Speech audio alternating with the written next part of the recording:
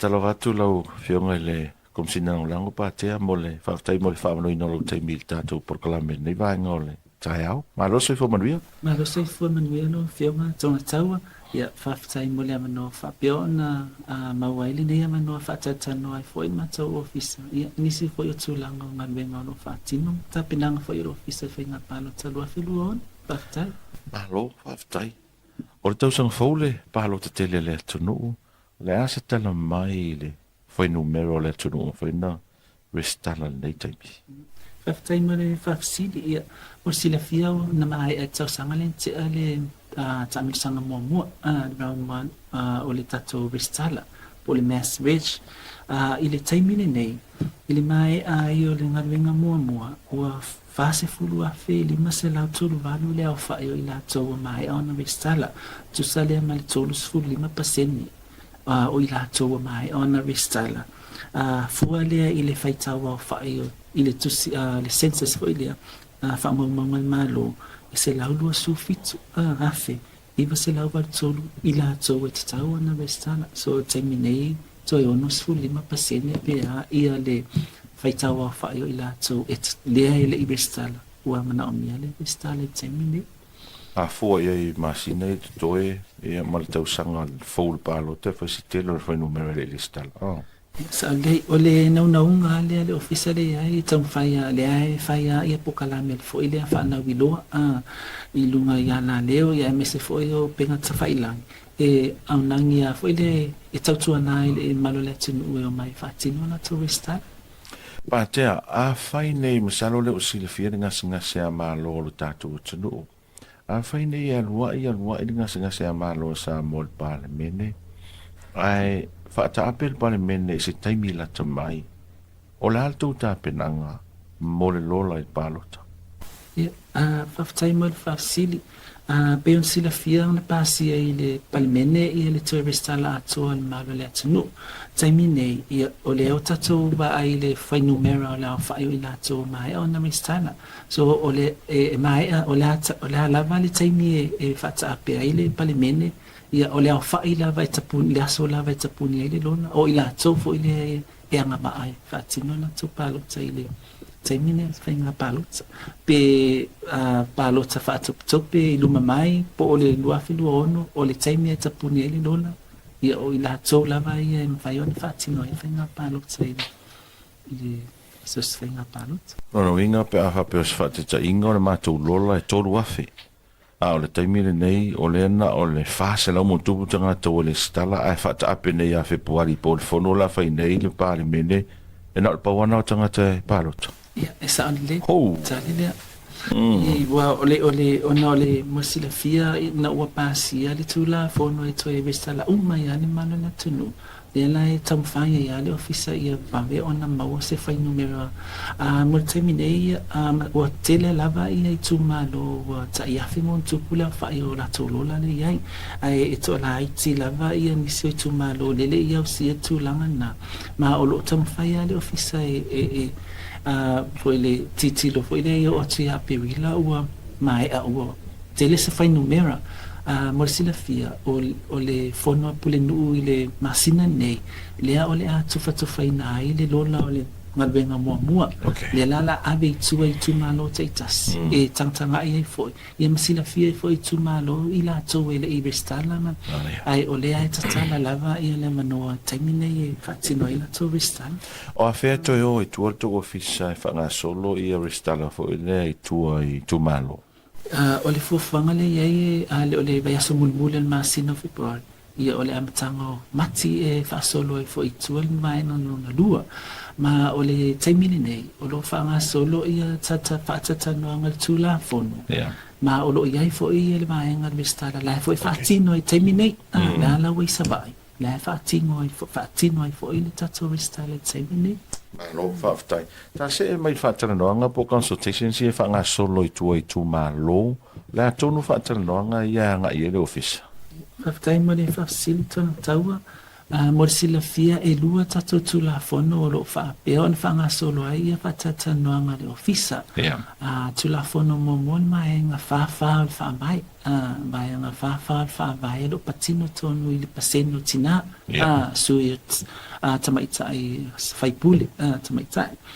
ia o lesi tulafono o teuteuga o le tulafono Faigapalota lua fesfuluiva e balu ia maenga o le ia teuteuga ia lea e aofia ai ma le palota mai fafo malo le atunu mai atunu i fafo io vaenga na pe o tulafono ia mamaenga o loo faagasolo ai faatatanoaga e lua mai aso o loo faatino ai lea le mai e mai aso nei o loa taimi nei o loo isavaʻi faamai Ernest Faraili ia maolo tatala foʻi ia le avanoa foʻi lea i written submissions mai ina malo le atunu e po te loa le Faraili mai aso nei e tapuni ai maenga ia a fai e pasia le teuteuga lea i le palota mai o nei o tatou tagata foʻi e mai fafo o aia inga o le palota mai o tagata mai fafo o le tulaga foʻi lea e pasia loa le tulaga lea ua faataatia i le ofisa ia fuafuaga foʻi lea pe fafea aua o le siligia e le malo le atunu pe fafea na faatino i le ofisa ua taumafai le ofisa e galulua e faatasi ma le ofisa vaifafo taga le mfat titilo leai auala e faafaigofia ai i le ofisa ona faatino le maenga lea o aiaiga muamua tusa lava pe afa pe o mai ona e bestala i le lungo se lola palota e tatala leva noa e tau ona e apalai mai ai talo sanga mai ai e te fia palota mai fafo so o le tusa lava ma le fatinonga le fatinoa ia tarsanga le palota momua so o le sila vaenga titilo ai le ofisa i latou o loo au mau manofo mau i fafo e iaiaiaiga foʻi lea titilo e tatau ona e malaga faalua ona e malaga mai totonu i le 5 tausaga lea ia o isi vaega na ae a faapea e umaifoga e leʻi faalua ona e malaga mai ae tasi ona e faimalaga mai titilo foʻi lea i tatau ona o matama le 2 aso e iai nei sa moa ona e nagavaa le tausaga ia so o le sifo i titilo i faatinoga uai pe o le tele a o faamatalaga iai i le faaogā le online so le ala titilo le ofisa e faatino ai le process foʻi lea le faatino i nei le in person le falepalota faatino ai lau palota ma e titilo foʻi le aua faatatanoa ma le ofisa e vaifafo e titilo le faaogāina o tatou ofisa lia tuton le atunuu ia konesula po ampasa foʻi i faatino ai le maenga lea so e faaogā foʻi ia le ʻaufaigaluega lea e galu ai le maenga lea so pei o nai maenga na tapenaga lena a le ofisa lea e ua faatatitia pe a fai ai pasia le maenga lea o le palota mai fafo e faisi lave o le tougaluega lau taumaitau atu i vaega ia taʻua ia o le tulaga na ia e tau lava ona pauati titilo ai a le ofisa o le auala fafea na faatino ia o lea foʻi le vave e faatino ai le maenga lea so uma na faatataloa ia nai atunu foʻi ia leia i Australia ua silafia a faapea e pasia ia ua titilo foʻi lea ini atunuu e faatunuu ia ua titilo ia e amata ai le maenga lea Australia, New Zealand, Amerika Samoa ia ma Amerika so atunuu ia le fuafua e amata ai pe a faapea e pasia so pe o fufuaga na e faavefea na faamautinoa pe identify e outou le resitala le tagata lae nofo i o tara i New Zealand a le tagata lea e sau mai se tumalo i savaʻi poʻopolu e iai e wani vaega e te tauna faamautinoa ma faamautū ai e te tauna palota le tagata lea i le tumalo le savaʻi faafetai ma le faafesili manai a tele fesili a whapea o ele te mau I whafo awa restala o sofa matai. E mana o mia la lo pepa matai. E whamao ni ai lo restala I se tūmalo lea. E whaingo fie la vaenga lea. Ai a whapea o oe o lea te au mau I whafo. Ai te le I matai. So mau te titilo I vaenga tu la fono. Lea iai le take le last place of residence. Ai ila mai sai la tau ia sa viola I nei sa mua malanga lo I whafo mau ai e titilo la o fia tonu ale sa whatetainga whapea na oa lo o alu whafo o le o whapea la na o alu le dua whelua tasi I New Zealand ia e take la le nuu lea sa iai whapea o ke alu New Zealand ke iba I kele ia o ngala e wai ke loa mau ai a wha maunga mantua foi I tusi ngai census ia whamaunga ne malo. Ia e whainga whaonga ia vaenga nai tua atu le dua whilua tasi. E sa ili mai e whamaunga na. E whamauni ai na tau ia.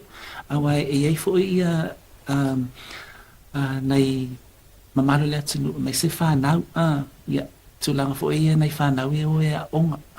Mau whafo. Ia ale ia la to matua alala I nei so e whaonga ina ia whamaunga le ai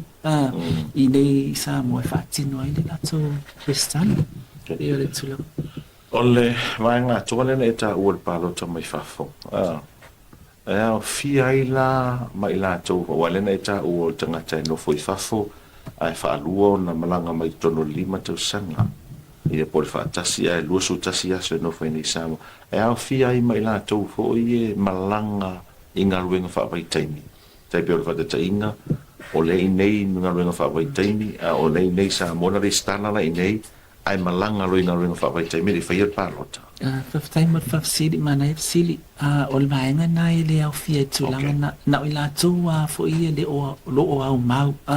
I atunu ia e apalai e le vaenga lea a o la tu ia o whanaua o ngalo o skola sipi ia male au ngalwenga wha mai taimi ia ele apalai e le vaenga lea ele whailan palota e mawhai o na palota e talusanga mai tu sa e talusanga fo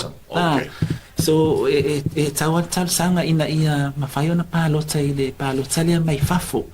ai awha pia te ua a whapea te ua wa ele apalai mai te tawala I malanga mai nei whatino ina palota pia whapea e tira I tarsanga mai a o ai inga ia mo le fo ilia sairi ilia tūlanga fo ia mwhai e ia ai meisi ia o le patino langa I la tau ia o mau whafo ia ai inga require mana ia te lole umtua manino ia vaenga ia pe ona ta ua isi vaenga I te tonu te unga ia valu o le whanga solo I Talanoaga I tua whamole mole te unga foi le te loe interest ai le lau te lo le tunu o le si vaenga te unga lea o le vaenga le transfer ai ia suitauwa mana tō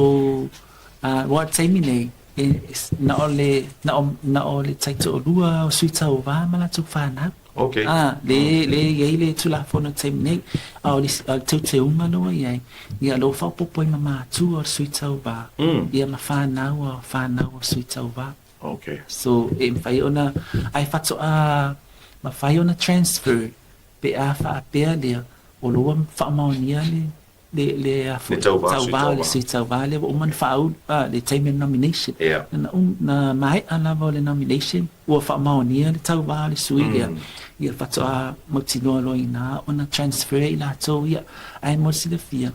I ta tau ona e whaifo le nomination o uma na restala I la tau ia lunga le lola e restala lai le nuu lea wa e suitauwa o le langa I le taulanga ia e restala na tau whanau te to lua I mele au mau mai se inonga ua whaamaunia whato so ele apala ia le vaenga fo ile te se fulu tau sanga whato whainga transfer o le sila vaenga le vaenga na I suinga le iai mantua te mine se fulu tau sanga whato whainga transfer sui lau palota le watu e tuu mai lano le 5 tau sanga nila 5 tau sanga ona whaile ona sui lau palota mai le si tu malu so o le singaenga na ia o le tulanga le ile sui tamaita ile maenga le e fato a pape mai ai fo le Faigapalota tele ai so mai ai ma Faigapalota la iti e a fua mai i petitions na tulanga pape na ia se no mai maenga na fato a activate ai loa le pasene le ma ole tulanga la dia wa ye te unga termine se fulu pasene ia le titi for mal se fulu pasene a le wa yesu inga io tu wa le fai numera so fai numera la ne ele sili fo la no male lima le fai tina tawana lima ngai lunga ai umai fo le Palota tele o ilalo male lima le ia so o ia mani Faigapalota la iti la fua mai le Palota tele ona fato a fatino ai dona io mai maenga ia atoa mai su e mai ele tinai atoa ai to lima ai uma le Faigapalota tele o lai to lima pe to ono pe to fitu tina ele fa ngaina so pawale swinga le ai o le wa be se fulu pasene ai tu sa ai ale lima fai numera so se longa la mai fonga ele atoa fato a fatino lo le mai ngale wa fufu ai fatino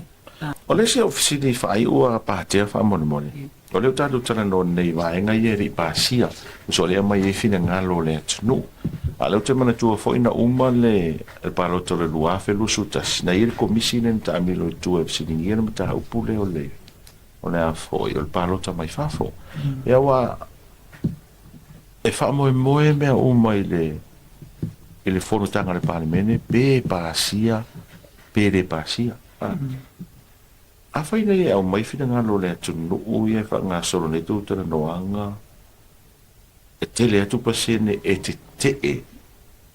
se tu la fono po se te ungo se tu la fono te pe o le Palota mai fa te inga e se malu si anga o leo yo le tunu e ave se di poti tono il parlamento eu faftai mana e tere fsiri tu e tentana fasi o le tali tu langa lea ole au ngalia mafu angalia na lei ona abe ia le tula fono fatata no ai tu ile malo le tunu ina ia au mai ola to fina ngalo ma e fa ta pena le lipoti process ma san ta pena le lipoti e ave tu i lumale e ave kabinete ia ai le tu ina tu le pale mene tu tono pale fono ale le tula fono tono pale mene ma i la ia fo i titilo fo ile e taona concealer ia finangalo le tunu ma o ila e fo a nga ia fo ia le tan no inga ni tono le pale mene ia ona tu ai lola ia fo ile malo sui o le pale mene i laute Talanoaga ia pe pasia le mainga ne okay alo fa tai tele mo le fa no te mi Patea te rota u fo ta do Talanoaga le fa mar mala mai fo ni si vai ai mai se o le tauta mo fa nei una ia le tunu ina ia fa tino le stala ia wa pe o masania ta to te mo le last minute fa ioi o mana ia tele la vanoa le o fa ta no ai fo ile tulanga le restala ole ile motele tu man o tulanga fo ile lua filosofu le sa tum mai ile last minute pe ole vai ngana wa fo ile tele ya fala wilo ale ofisa tulanga fo ile fa mana so ile malo le tuno mai ole ai tatala fo ile mano fo ile italo sanga au mai se fala tonga i ofisa fo ile au mai star sanga pe faiona o atu le ofisa fatin ia titilo foi la pe lava se fai no era ina ia